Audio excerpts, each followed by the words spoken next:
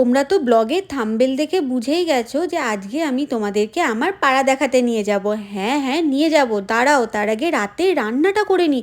চট করে পনিরটা ভালো করে ভেজে নিই।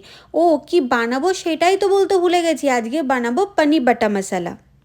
যে তেলে পনিরটা ভাজলাম সেই তেলে পেঁয়াজ, আদা, রসুন, টমেটো, কাঁচা লঙ্কা, কাজু বাদামকে খুব সুন্দর করে এইভাবে গোটা গোটা করেই ভাজতে হবে। এইবারে রেসিপিটার নাম যেহেতু পনির বাটা মশলা, তাই বাটার তো অল্প একটু দিতেই হবে, কিন্তু যে তেলটা দিয়ে প্রথমে আমি পনিরটা ভেজেছিলাম ওই তেলেই কিন্তু পুরো রান্নাটাই হবে। বাটারটাকে ভালো করে একটু সুন্দর করে মেল্ট করে নিতে হবে, কিন্তু পুড়িয়ে ফেলতে হবে না।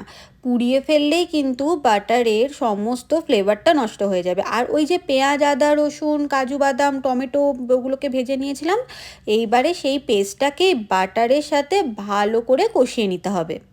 এই যে পনির বাটা মশলা যে রেসিপিটা আজকে আমি তোমাদেরকে দেখাচ্ছি, এটা করা ভীষণ ইজি। আমার মতো যারা রান্না করতে পারে না এটা, তারাও খুব ভালোভাবে করে নিতে পারবে। এবারে দেখো আমি মশলাটা ভীষণ ভালোভাবে কষাচ্ছি। এবারে এর মধ্যে কয়েকটা মশলা আমি অ্যাড করব, যেমন হচ্ছে কাশ্মীরি রেড চিলি, জিরে গুঁড়ো, ধনে গুঁড়ো আর হচ্ছে হলুদ গুঁড়ো। এবারে এই সমস্ত কিছু গুঁড়ো মশলাটা এই ভাজা মশলাটার সাথে মিশিয়ে ফেলতে হবে। এবারে সব কিছুকে ভীষণ ভালোভাবে কষাতে হবে। যদি তোমাদের মনে হয় তোমরা একটু একটু করে কিন্তু গরম জলও অ্যাড করতে পারো। দেখেছো কালারটা কি সুন্দর চেঞ্জ হয়েছে। এরপরে আমি একটুখানি টক দইকে ভালো করে এটার সাথে মিশিয়ে দেবো। এবার টক দই যখন আমি মেশাবো তখন খেয়াল রাখতে হবে গ্যাসের ফ্লেমটা যেন একদম লো থাকে, না হলে কিন্তু টক দইটা একদম ফেটে যাবে। আর এই যে ভেজে রাখা পনিরগুলোকে এবারে মশলাটার সাথে ভালো করে মিশিয়ে ফেলতে হবে। এবারে পনিরগুলোকে মশলার সাথে ভীষণ ভালো করে মিশিয়ে নিয়ে সাইডে একটুখানি গরম জল রেডি করতে হবে। তারপর গরম জলটা দিয়ে একটু ফুটিয়ে নিলে রেডি। কিন্তু না, তার আগে একটুখানি চিনি অ্যাড করতে হবে, কারণ আমরা তো বাঙালি, আর বাঙালি রান্না একটু মিষ্টি না হলে কি হয় বলো। তাই একটু ভালো করে চিনি দিয়ে ভালো করে গ্রেভির সাথে মিশিয়ে দিতে হবে। আর একটুখানি কসৌরি মেথিকে খুব সুন্দর করে হাতে ডলে এটার সাথে মিশিয়ে দিতে হবে। ব্যাস রেডি হয়ে গেল পনির বাটা মশলা। আর পনির বাটা মশলার মধ্যে কিন্তু কাসুরি মেথি মাস্ট, এটা দিলে না ভীষণ সুন্দর ফ্লেভার হয়। এবারে চলো পাড়াটা ঘুরিয়ে নিয়ে আসি। Guys welcome to our new blog. কেমন আছো তোমরা সবাই? আশা করি ভালো আছো, সুস্থ আছো। এতদিন ধরে না আমি যেখানে থাকি সেই পাড়াটা তোমাদেরকে ঘোরানো হয়নি। আজকে ভাবছি আমার আশেপাশের এলাকাটা আর আমার পাড়াটা কেমন সেটা একটু তোমাদেরকে ঘোরাবো। তার আগে চলো আমি যেখানে থাকি সেই অ্যাপার্টমেন্টটা তোমাদের একটু দেখিয়ে দিই। এই দেখো, এইটা হচ্ছে আমার অ্যাপার্টমেন্ট। চারিদিকটা দেখতে পাচ্ছ, পুরো ফাঁকা একটা এরিয়া, আর চারিদিকে শুধু গাছ আর গাছ। এই উল্টো দিকেও আর একটা সেম অ্যাপার্টমেন্ট আছে। এটা পুরোটাই আমরা যেখানে থাকি সেই এরিয়ার মধ্যেই পড়ছে। এই পুরো প্রপার্টিটাই হচ্ছে এদের।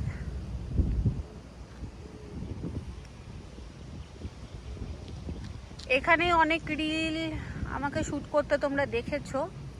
এবারে চলো পাড়াটা ঘুরিয়ে নিয়ে আসি।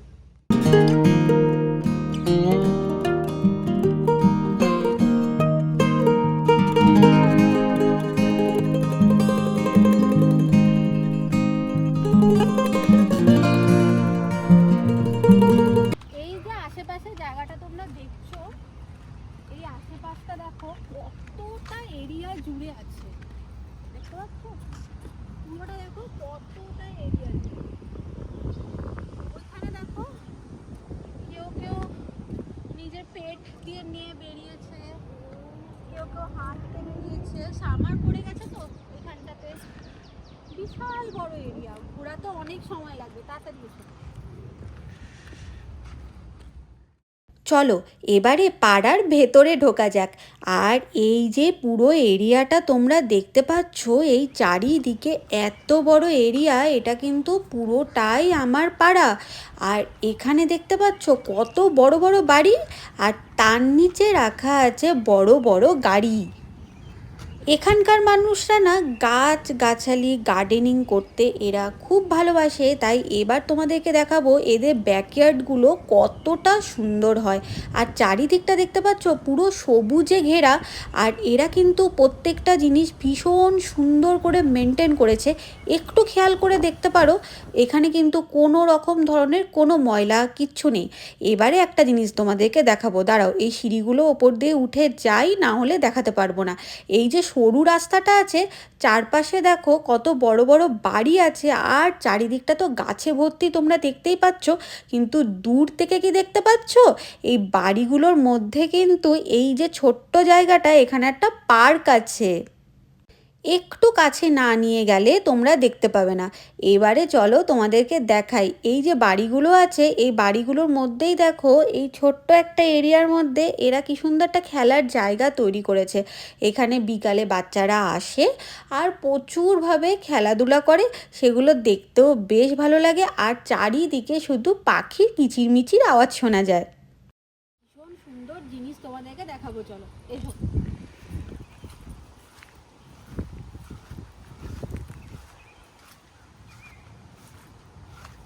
এই দেখো কি সুন্দর একটা গোলাপ ফুটেছে।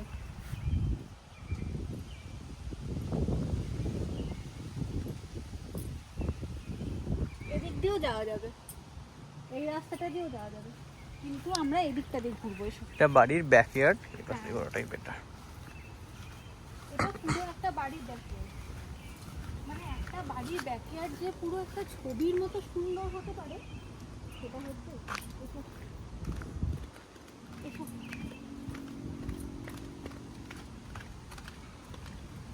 এদিকে দেখো, এই বাড়িটা দেখো কি সুন্দর ফুল ফুটেছে।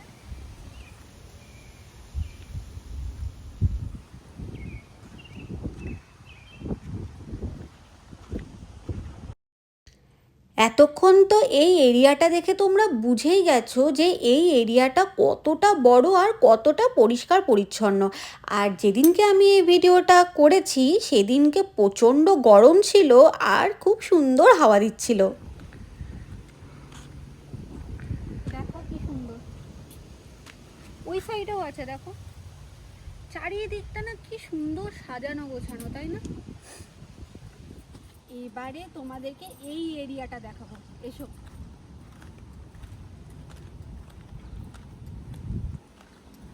দেখো চারিদিকে বাড়িগুলো, কি সুন্দর ব্যাকইয়ার্ডটা।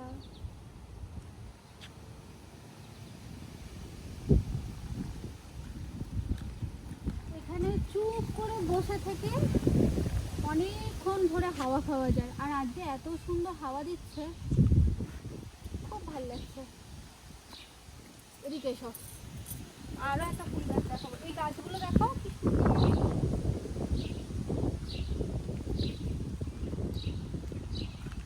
এই দেখো এখানেও কি সুন্দর ফুল ফুটেছে।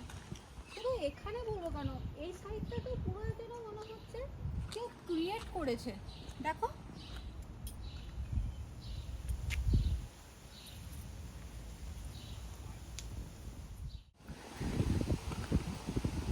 এবারে এই সাইডটা দেখো,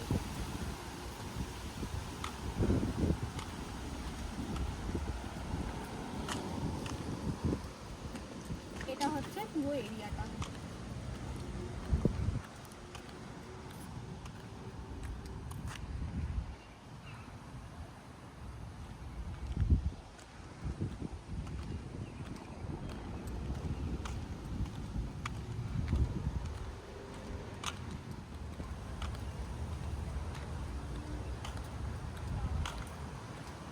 এসো,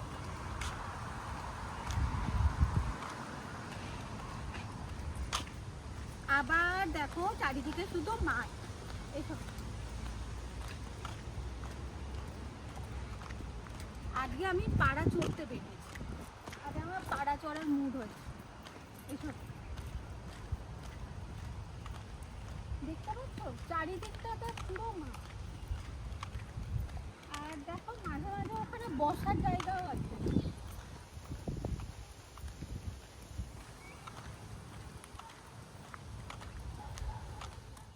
আমার এই পাড়াটা যেটা তোমাদেরকে এতক্ষণ ধরে আমি দেখালাম, সেটা তোমরা খুব ভালো করে দেখলে বুঝতে পারবে চারিদিকে কত বড় বড় গাছ একদম পুরো নিচ অবধি নেমে এসেছে, আর চারিদিকে পুরো সবুজ মাঠে ভর্তি। এবারে একটা কথা বলি তোমাদের, সেটা হচ্ছে এটা তোমরা দেখতে পাচ্ছ খুব সুন্দর, পেছনটা দেখো পুরো ভ্যালি একটা।